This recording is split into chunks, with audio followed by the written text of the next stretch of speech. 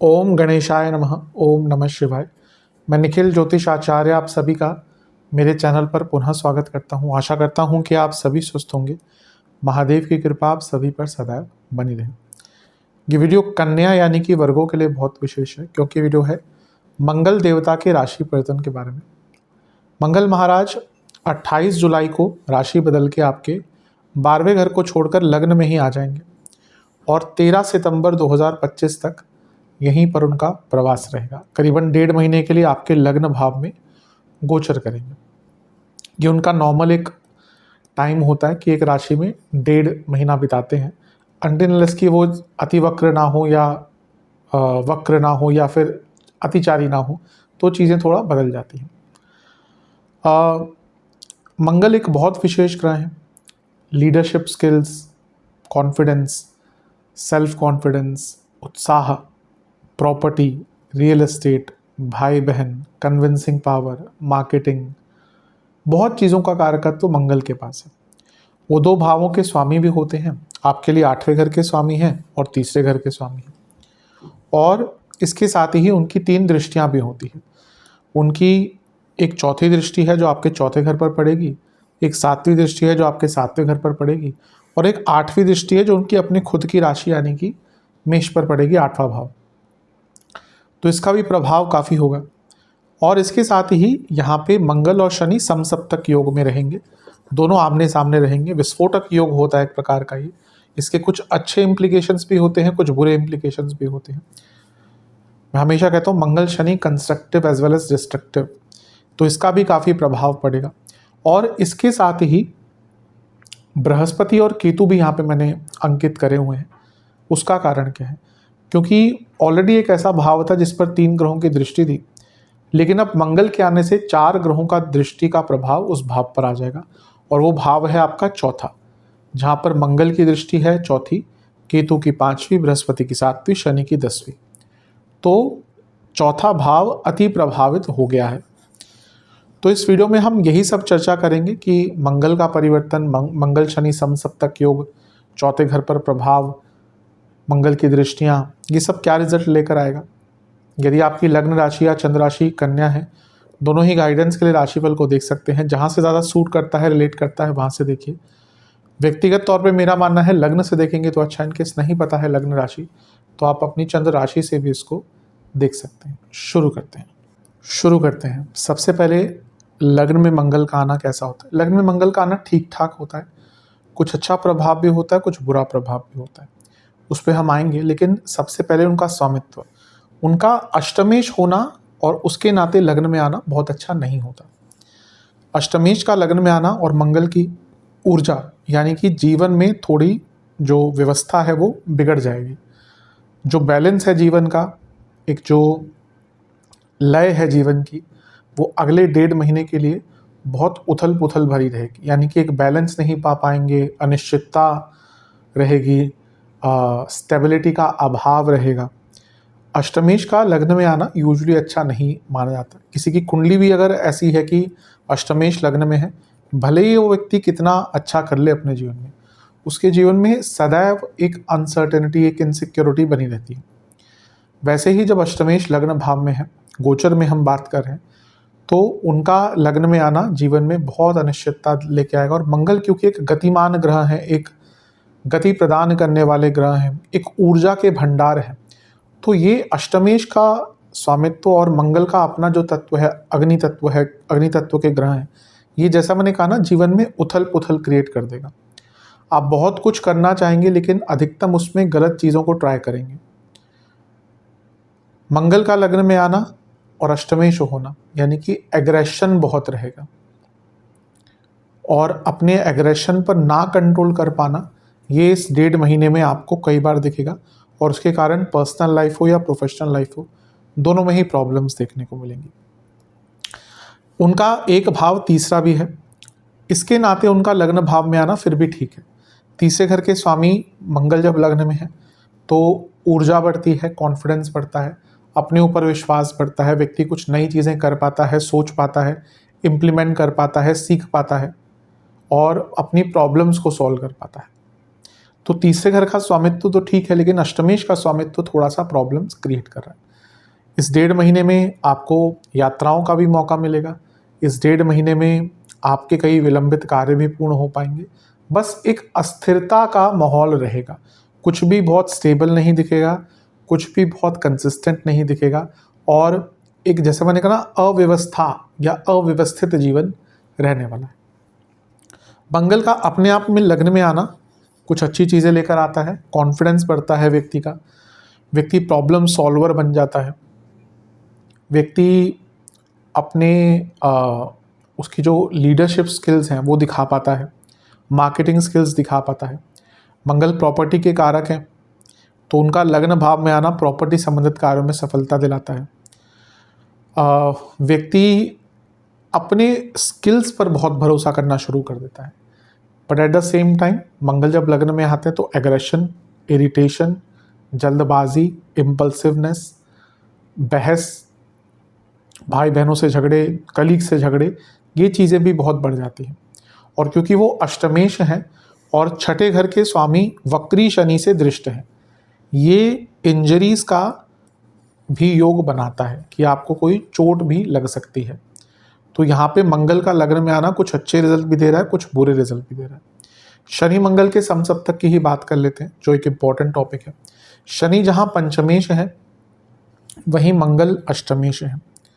तो इन दोनों का समसप्तक होना यानी कि अचानक से बड़े धन प्राप्ति का योग, क्योंकि पंचम भाव लक्ष्मी स्थान, अष्टम भाव ये एक पनफरा स्थान है और ये अचानक से धन की प्राप्ति करवाता है।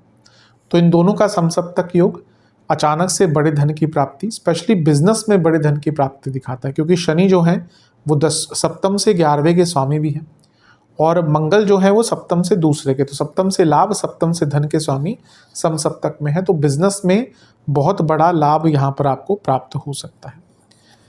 जहाँ तक करियर की बात है, क्योंकि मंगल लग्न भाव में है और वो आपके अष्टमेश हैं, हमेशा अष्टम भाव जॉब चेंज की तरफ एक आइडिया देता है, और शनि छठे घर के स्वामी हैं जो करियर से संबंध रखता है। तो यहाँ पे आपके लिए जॉब चेंज का भी बहुत अच्छा मौका आ सकता है। बट क्योंकि शनि वक्री है तो जो पूरा प्रोसेस रहेगा बहुत स्लो रहेगा, कि भाई आपका इंटरव्यू हुआ, सब अच्छा गया, 2 हफ्ते तक रिप्लाई ही नहीं आया, फिर 2 हफ्ते बाद वो बोलेंगे ठीक है इंटरव्यू आपका अच्छा है, अब हम आगे बढ़ेंगे, विल लेट यू नो। ये विल लेट यू नो तो एचआर वालों का सबसे अच्छा एक ऐसा वर्ड है जो हमेशा यूज़ करते हैं, या ऐसा सेंटेंस है। तो विल लेट यू नो वो करेंगे और फिर दोबारा 2 हफ्ते बाद बोलेंगे कि ठीक है अब आगे प्रोसेस बढ़ाते हैं। तो जो प्रोसेस है जॉब चेंज का वो थोड़ा डिलेड हो सकता है, लेकिन ये पूरा कालखंड अपनी जॉब चेंज करने के लिए बहुत अच्छा है। प्रॉब्लम थोड़ा करियर वालों को ये रहेगा कि सप्तम में वक्री शनि है और मंगल का प्रभाव है जो अष्टमेश है। तो आप काम बहुत अच्छा करेंगे, आप लीडरशिप स्किल्स भी दिखाएंगे, काम भी अच्छा करेंगे, पर आप देखेंगे कि आपको रिकॉग्निशन नहीं मिलेगा, आपको अपने काम का रिकॉग्निशन इस कालखंड में नहीं प्राप्त होगा। तो उसको लेकर ज़्यादा चिंतित मत होइएगा। कभी कभी ऐसा टाइम आता है जब हमें रिकॉग्निशन नहीं मिलता। ऑलरेडी वक्री शनि सप्तम में होते हैं, कुंडली में भी आप देखिए कभी किसी के वक्री शनि सप्तम में है तो व्यक्ति को काम का रिकॉग्निशन बहुत आराम से नहीं मिलता।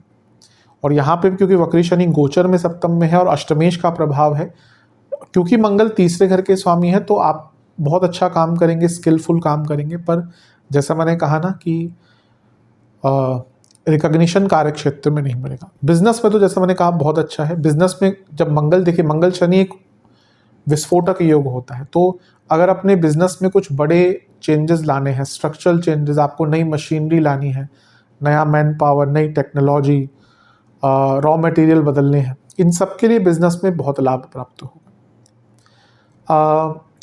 क्योंकि मंगल भाई बहनों के कारक हैं और तीसरे घर के स्वामी भी हैं जो भाई बहन दिखाता है, और शनि उनको देख रहे हैं, समसप्तक योग है। यहाँ पे ना अपने भाई बहनों से संबंध बहुत बना कर रखिएगा, क्योंकि भाई बहनों से बहुत प्रॉब्लम्स आ सकती हैं, लड़ाई झगड़े हो सकते हैं, संबंधों में विकार आ सकते हैं, दोस्तों से भी ये प्रॉब्लम हो सकती है, कज़न से भी प्रॉब्लम हो सकती है। और क्योंकि मंगल आपके अष्टमेश भी हैं और शनि वक्रावस्था में उनको देख रहे हैं और शनि छठे घर के स्वामी हैं, कभी कभी इसमें क्या होता है ना, वाद विवाद उत्पन्न होता है भाई बहनों के बीच में। किस चीज़ को लेकर? पैतृक संपत्ति को लेकर। तो अगर ऐसा कुछ उत्पन्न होता भी है तो उसको सुलझा लीजिएगा जल्दी, rather than कि वो कोर्ट में जाए, इधर उधर जाए। अगर कुछ ऐसी चीज़ उत्पन्न होती है तो आपस में बैठकर सुलझा लीजिएगा। मैरिड लाइफ पर इसका एक बुरा प्रभाव पड़ेगा, क्योंकि शनि ऑलरेडी सप्तम भाव में है, मैरिड लाइफ के लिए अच्छे नहीं माने जाते सप्तम भाव में, और वो बहुत लंबे टाइम तक रहने वाले हैं।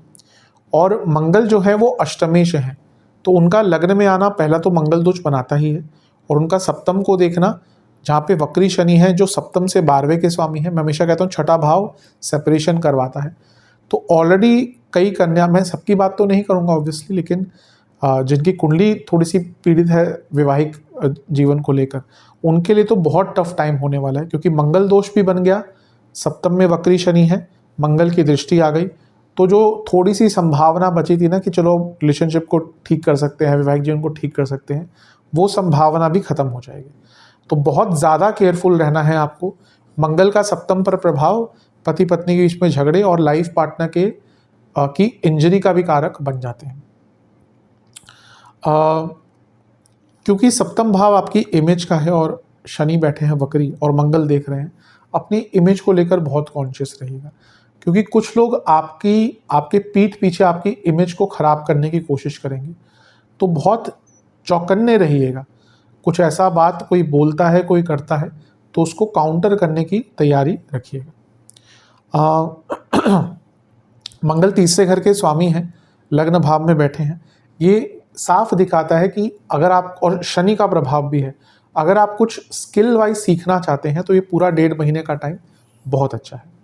अब मंगल की दृष्टियों की बात करते हैं। मंगल की चौथी दृष्टि चौथे भाव पर है, और जैसा मैंने कहा था शुरू में कि और 3 ग्रह भी हैं जो देख रहे होंगे। तो केतु का प्रभाव है 5वीं दृष्टि का, बृहस्पति 7वीं, शनि 10वीं।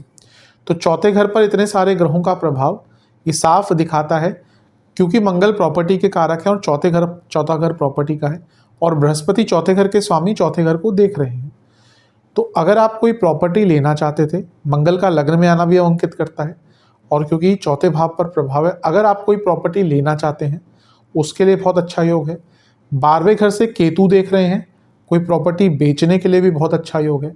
और क्योंकि वक्री ग्रह शनि देख रहे हैं आपके चौथे घर को, तो अगर आप अपने घर को, अपनी प्रॉपर्टी को रेनोवेट कराना चाहते हैं तो उसके लिए भी बहुत अच्छा योग बन जाता है। कोई वाहन खरीदना है, वाहन का मॉडिफिकेशन कराना है, उसके लिए भी बहुत अच्छा योग है। लेकिन इतने सारे ग्रहों का प्रभाव चौथे घर पर, जिसमें केतु भी है और वक्री शनि भी है, ये घर में बहुत कलह कलेश करवाएगा, माताजी की सेहत पर बुरा प्रभाव दिलवाएगा, इमोशनल लाइफ को बहुत प्रॉब्लम देगा। आप किसी भी एक चीज़ पर बहुत फोकस नहीं कर पाएंगे और इमोशनली बहुत वल्नरेबल रहेंगे। और सबसे बड़ी बात है, चौथे घर पर मंगल की दृष्टि और 12वें घर के केतु की दृष्टि, ये वेहिकुलर एक्सीडेंट का भी योग बनाता है। तो काफ़ी चौकन्ने आपको रहना है। अगर ड्राइव करते हैं तो बहुत केयरफुल होकर ड्राइव कीजिएगा।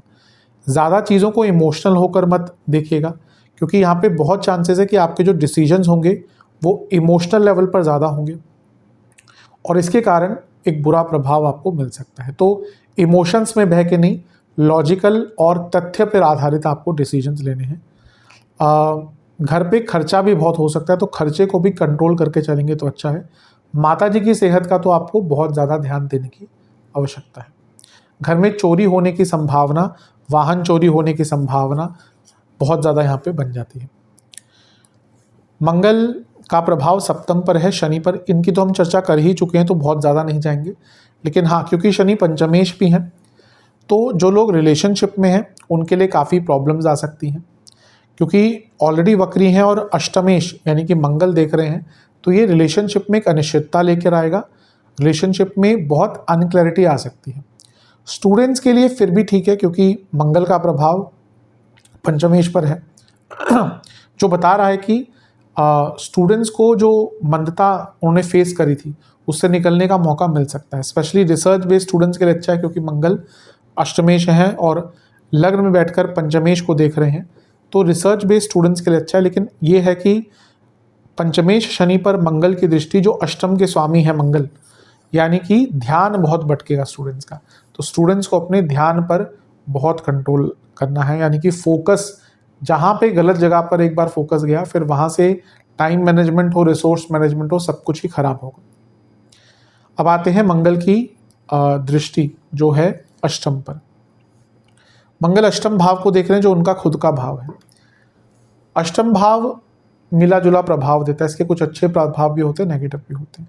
अच्छी चीज़ यह है कि जब अष्टम भाव बली होता है तो व्यक्ति को कुछ नए रास्ते मिलते हैं। स्पेशली जो लोग अपने जीवन में हार चुके हैं, उनको कुछ रास्ता नहीं मिल रहा, उनको यहाँ पर कुछ नया रास्ता प्राप्त हो सकता है, कुछ नए मौके आ सकते हैं, कुछ नया सीखने के लिए, रिसर्च करने के लिए बहुत अच्छा है। और क्योंकि केतु का प्रभाव भी है, यानी कि साधनाएं करने के लिए, गुप्त साधनाएं करने के लिए, रिसर्च के लिए और आत्ममंथन। सबसे बड़ी बात है कि अगर आप आत्ममंथन करना चाहते हैं, अपने आप को समझना चाहते हैं, उसके लिए भी ये योग सबसे अच्छा है। तो अगर मोटे मोटे तौर पर देखें, मंगल का गोचर आपके लिए मिश्रित प्रकार का दिख रहा है। कुछ अच्छे प्रभाव हैं तो कुछ बुरे प्रभाव हैं। इन सभी को समझकर अपने जीवन में इम्प्लीमेंट कीजिएगा। जहाँ तक सेहत की बात है, इंजरीज की मैंने बात कही है। इसके साथ बीपी की प्रॉब्लम, कोलेस्ट्रॉल की प्रॉब्लम जिनको है बहुत ध्यान दें। लिवर गॉल ब्लैडर की दिक्कत जिनको है बहुत ध्यान दें। जिनको कार्डियक प्रॉब्लम कोई रियल में है, ऑलरेडी डायग्नोज्ड है, उनको तो यहाँ पे 1.5 महीने बहुत चौकन्ने रहना है। और पैरों की दिक्कत भी आपको बहुत ज़्यादा हो सकती है, तो इन सब चीज़ों पर काफ़ी ध्यान दें। उपाय की बात करते हैं। हनुमान जी को सिंदूर अर्पण कीजिएगा। जो हनुमान जी का सिंदूर आता है वही अर्पण कीजिएगा। एक चमेली के तेल का दिया और गुड़ की मीठी रोटी या गुड़ की जो रोटी होती है वो बनाकर हनुमान जी को भोग लगाइएगा। इसके बाद ओम केसरी सुताय नमः इस मंत्र का 108 बार जाप कीजिएगा, जो हनुमान जी का मंत्र है। और ओम मंगल प्रदाय नमः इस मंत्र का 108 बार जाप कीजिएगा, जो मंगल देवता का मंत्र है। ये उपाय कर लेंगे तो अवश्य बहुत लाभ प्राप्त होगा। आशा करता हूँ वीडियो काम आएगी। चैनल पर नए हैं सब्सक्राइब कीजिए, वीडियो को लाइक कीजिए। मिलता हूँ आप सभी से मैं अगली वीडियो में, तब तक के लिए ओम नमः शिवाय।